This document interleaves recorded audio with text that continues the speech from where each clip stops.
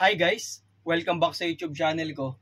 So for today, meron na naman tayong math problem coming from actually this is an engineering board problem coming from the recent electrical engineering boards. So this, nung mga nakaraang araw lang, mga Lodi Cakes, and under ng electrical engineering. So yung problem natin is a piece of conductor 10 centimeters long moves across the magnetic field of 10 kilogauss at a velocity of 120 centimeters per second. What is the voltage across the conductor? So this is a very formula-based lang naman na problem. Kaya lang dapat alam natin yung mga conversion o kaya syempre, yung mga Lodi Cakes natin nakikita umiilaw na yung letter A na sagot. Hindi, joke lang. So ang ibig ko lang sabihin naman dito guys, so okay din na mag-looksum tayo pero minsan kasi what if baguhin yung given. So dapat alam pa rin natin yung classical solution.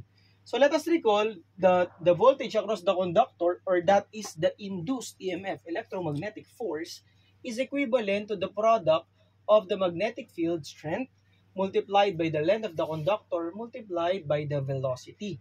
So dapat automatic yan guys they are all mutually perpendicular to each other, yung magnetic field, yung length ng conductor, at the same time yung velocity natin. However, yung magnetic field natin is given as 10 kilogauss. Dapat kapag sa formula na to guys, ang magnetic field natin must be expressed in terms of Tesla. Ano po ba conversion ng Tesla papunta ng kilogauss? Okay, or Gauss. Tandaan natin na ang isang Tesla equal sa 10,000 Gauss. Okay? Or that is equal to 10 kilogauss, mga Lodi Cakes.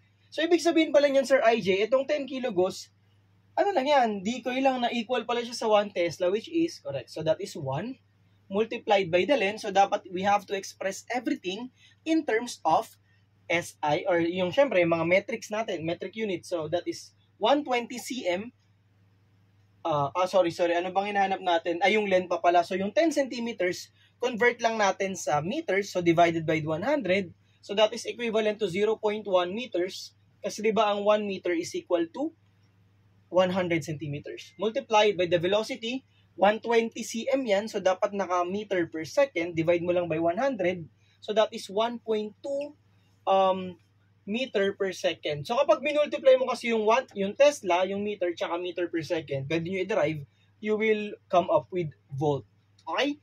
So, 1 times 0.1, that's 0.1 times 1.2, that is equal to 0.12 volts. Kaya lang naka-millivolt lahat. Ano po ba conversion ng volt? In terms of the millivolt. So, 1 volt is equal to 1,000 millivolts. So, you just multiply 0.12 by 1,000 and then umiilaw na yung sagot, Sir IJ. The correct answer will be equal to letter A. So, ano ba yung pinaka-importante dito? Electric field, BLV.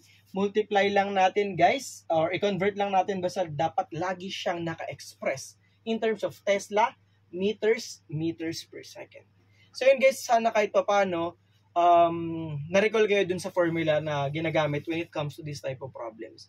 So mas mahalaga pa rin, alam natin yung pinaka-pundasyon ng mga problems. Although syempre makakatulong din naman yung pag-looksum natin, pero ang pinaka-nakakatakot lang pag binago yung given. Pero kung hindi naman, okay lang din. So yun guys, maraming salamat sa mga patuloy na sumusuporta sa channel ni Sir IJ. I hope you all the best and happy weekend everyone. God bless you all. And antayin lang mga Lodi Cakes, engineer na kayo next week. Lalo na yung mga nag-aabang ng electrical engineering boards results. Thank you so much. Bye-bye.